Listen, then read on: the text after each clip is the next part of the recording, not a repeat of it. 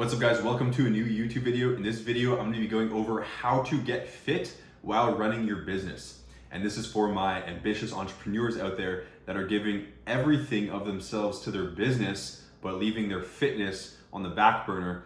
And most of you, if you're in that position, you're also realizing that it's really not sustainable to leave your fitness on the back burner because you know you need to be healthy, you know you need to be fit, you know you need to be energized along your entrepreneurial journey in order to give all of yourself to your business and truly max out your potential.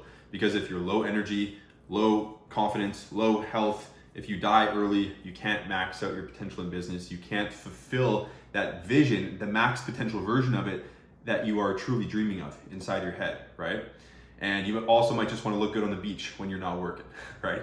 And so I'm gonna be going over how to start getting in shape immediately while devoting, again, a lot of time and energy to your business. Because what I'm not gonna suggest is that you should sacrifice execution in your business to go into your fitness. But I am gonna help you start to integrate it into that routine such that you actually gain time and energy back. Because that's what happens when you start to get fit as an entrepreneur. You gain time back, you gain energy back because you're applying a higher level version of yourself, a higher confidence, higher energy, higher momentum version of yourself to the same time period. And you're able to be more productive because your energy is higher, you're sharper cognitively, and you're just more dialed in. And the more dialed in version of yourself is gonna create more in your business in the same amount of time. So let's get into it. We're gonna start just very small, very simple, very granular, because more than anything, I just want you to have some actionable items to take with you starting tonight and tomorrow morning to implement, as opposed to this, grandiose routine and all these things and all these bells and whistles. I want you to walk away with 2 to 3 to 4 major things that are important, but very easy to implement and also feasible with a very busy schedule. First and foremost, as much as you can, solidify your sleep schedule. So if this is within your control, do it and do it immediately. Determine what hours per night would be ideal for you to sleep. So is that 10 to 6? Is that 11 to 7, 11 to 8? Is that 9 to 5? What hours are those? What eyes closed in bed hours are optimal for you, right? Because our sleep is the backbone of everything. It's the backbone of your quality of hours when you're awake.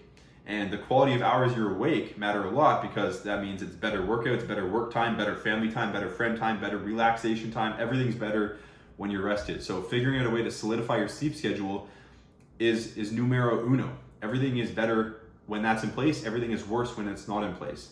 And so it's number one to suggest, to determine the sleep schedule, but it's another thing to respect it. So after you've said whatever routine works best for you, you have to now respect it. I recommend putting your sleep schedule as recurring events in your Google Calendar or whatever calendar you use, as recurring daily calendar events, just so they're in there and that you start, and it's easier to respect them when they're in your calendar. And make sure that if you're committing to 9 p.m. eyes closed, your eyes are closed and you're in bed at 9 p.m. or 10 p.m. or 11 or whatever it is for you. And make sure when your alarm pops at 5 a.m., 6 a.m., 7 a.m., whatever it is, make sure you pop. You have to start respecting your commitments when it comes to your sleep. This is something that so many entrepreneurs are guilty of. And it's not even due to working late. Oftentimes it might just be due to scrolling mindlessly on their phones or whatever else. So set your sleep schedule that generates enough rest for you to be optimally energized during the day, and then actually respect that bedtime and that wake up time. And there's always going to be those nights where you go out late and you have some fun, or you have to work late, whatever. But those are once every 10 days, once every 20 days, once every 30 days, right? For the most part, solidify your sleep schedule and respect it. Next, in order to get the ball rolling with fitness, you don't have to do a whole lot. Even Monday through Friday, 10, 20-minute workouts are great. You can do them without getting a gym membership. You can do them at your house as soon as you pop out of bed. 10, 20 minutes, body weight. You can do a lot of damage like that, especially if you're first starting out. Now, if you want to construct a really good physique, eventually getting into a gym or buying some equipment for your home will be necessary. But it's not necessary at the start. And again, you can do a lot of damage. You can lose a lot of weight without touching a piece of gym or walking touching a piece of equipment or walking 1 foot in the gym. Okay. And so this, again, 10, 20 minutes in the morning, 30 better, just do what you can. but realize that there's a pocket of time in the morning, especially once you start respecting your wake up time, that you can take advantage of to move the needle forward with your health and fitness and also energize yourself heading into your workday. And you're gonna notice that once you start doing that, once you start sleeping more and getting your workout in first thing in the morning, your work days are gonna be exponentially higher quality. Like it's gonna feel a lot better. And don't take my word for it, please just test it out yourself. And waking up at a certain time may not feel good the first few days, but just stick it out.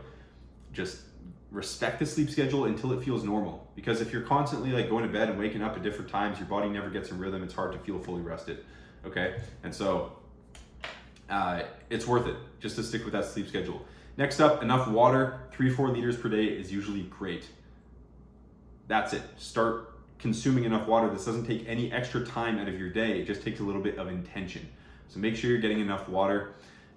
Next up, protein. I recommend 0.7 grams of protein per pound of body weight. So if you're 200 pounds, 140 grams of protein, etc. That's kind of like the minimum we recommend. 1 gram of protein per pound of body weight is a bit more optimal. So 200 grams of protein if you're 200 pounds.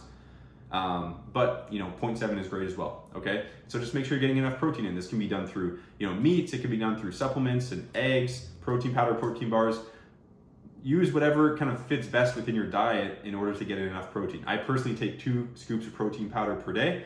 I have 5 eggs per day, and then usually like 1 or 2 meat servings as well, and that gets me up to 200 grams of protein at least. So you can kind of split it up into 2 meals, 3 meals, 4 meals, whatever floats your boat, and just do that however you want. I also recommend getting at least 1 to 2 servings of greens in per day, whether that's frozen veggies or you chop up some kale in a smoothie or some spinach, or you supplement greens, you buy some green powder, right? The superfoods from the supplement store as well.